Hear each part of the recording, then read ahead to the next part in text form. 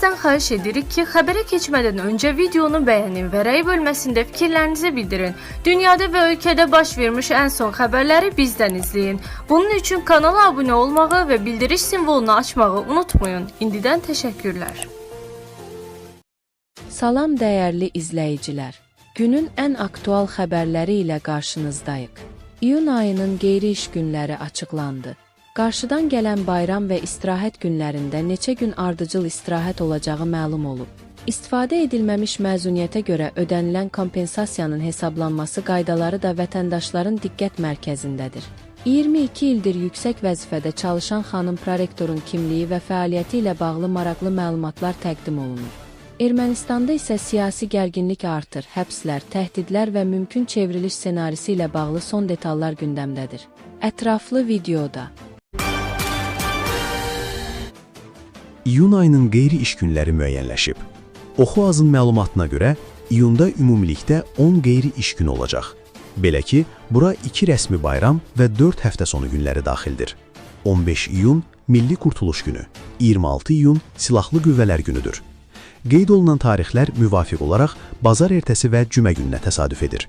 Bununla yanaşı 6, 7, 13, 14, 20, 21, 27, 28 iyun isə şənbə və nazar günləridir. Onu da əlavə edək ki, iyunun 13-də, 14-də, 15-də, həmçinin 26, 27 və 28-də ardıcıl olaraq qeyri-iş günləri hesab ediləcək.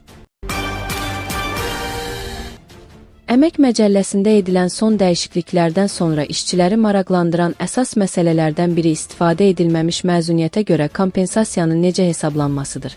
Xüsusilə də bir çox vətəndaş düşünür ki, yeni qaydalara əsasən kompensasiya məbləği də sonuncu əmək haqqından az olmamalıdır. Bəs qanun nə deyir?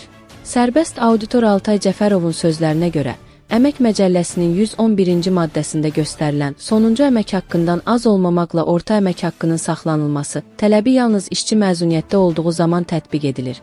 Yəni, işçi əmək məzuniyyətinə çıxdıqda ona ödənilən məzuniyyət pulu sonuncu əmək haqqından aşağı olmamalıdır. Lakin istifadə edilməmiş məzuniyyət günlərinə görə kompensasiya ödənilməsi zamanı fərqli qayda tətbiq olunur. Bu halda əsas götürülən norma Əmək Məcəlləsinin 140-cı maddəsidir. Həmin maddəyə əsasən kompensasiya işçinin son 12 ay üzrə orta əmək haqqısı nəzərə alınmaqla hesablanır və burada sonuncu əmək haqqından az olmamaq şərti tətbiq edilmir. Məsələn, işçinin məzuniyyət dövrü üçün hesablanan orta əmək haqqı 1120 manat, son aylıq əmək haqqı isə 1200 manatdırsa, məzuniyyətə çıxdığı zaman ona 1200 manat ödənilməlidir.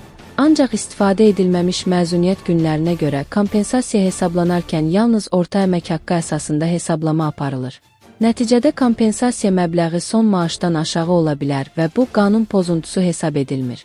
Mütəxəssisin izahına görə son dəyişikliklər kompensasiyanın hesablanma mexanizmini dəyişməyib. Yəni, istifadə edilməmiş məzuniyyətə görə ödənilən kompensasiyalar əvvəlki qaydada hesablanmağa davam edir.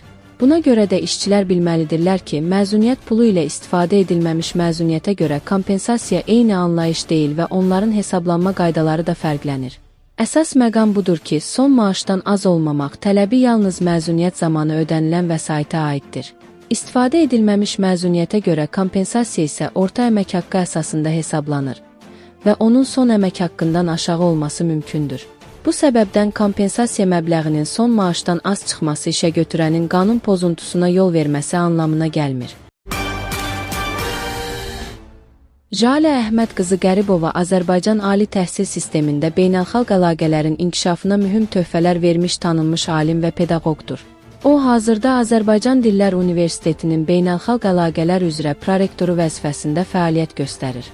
Oxu 24 xəbər verir ki, 1963-cü ildə Bakı şəhərində anadan olan Jalə Qəribova ilk təhsilini paytaxtdakı 190 saylı orta məktəbdə alıb. Daha sonra Bakı Musiqi Kollecində pianino müəllimliyi ixtisasını bitirib. 1982-1987-ci illərdə Azərbaycan Dillər Universitetində xarici dil müəllimliyi, ingilis dili üzrə ali təhsil alıb elmi fəaliyyətini davam etdirən Jalə Qəribova 1993-cü illərdə Azərbaycan Milli Elmlər Akademiyasının Lingvistika İnstitutunda Türk dillərində kəmiyyət kateqoriyasının inkişafı mövzusunda dissertasiya müdafiə edərək dilçilik üzrə fəlsəfə doktoru elmi dərəcəsinə yiyələnib.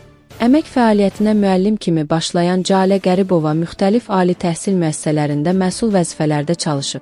O, Qərb Universitetində Xarici Dillər Kafedrasının müdiri və daha sonra elmi işlər üzrə prorektor kimi fəaliyyət göstərərək beynəlxalq layihələrin həyata keçirilməsinə rəhbərlik edib. 2004-cü ildən etibarən Azərbaycan Dillər Universitetinin beynəlxalq əlaqələr üzrə prorektoru olan Calə Qəribova ali təhsilin beynəlxalq standartlara uyğunlaşdırılması istiqamətində bir sıra mühüm layihələrin müəllifidir. Onun təşəbbüsü ilə Azərbaycan universitetləri arasında ilk dəfə Avropa Birliyinin Tempus proqramı çərçivəsində qrant layihələri qazanılıb. Calə Qəribovanın fəaliyyəti dövründə Azərbaycan Dillər Universiteti xarici ali təhsil müəssisələri ilə uğurlu əməkdaşlıq əlaqələri qurub. Ermənistanda iyunun 7-nə təyin edilmiş parlament seçkilərinə 20 gündən az vaxt qaldığı bir vaxtda ölkədə daxili siyasi gərginlik pik həddə çatıb və siyasi arenasındakı ritorika normal fəaliyyət hüdudlarını aşaraq birbaşa təhdid, təhqir və cinayət xarakterli ittihamlar müstəvisinə keçib.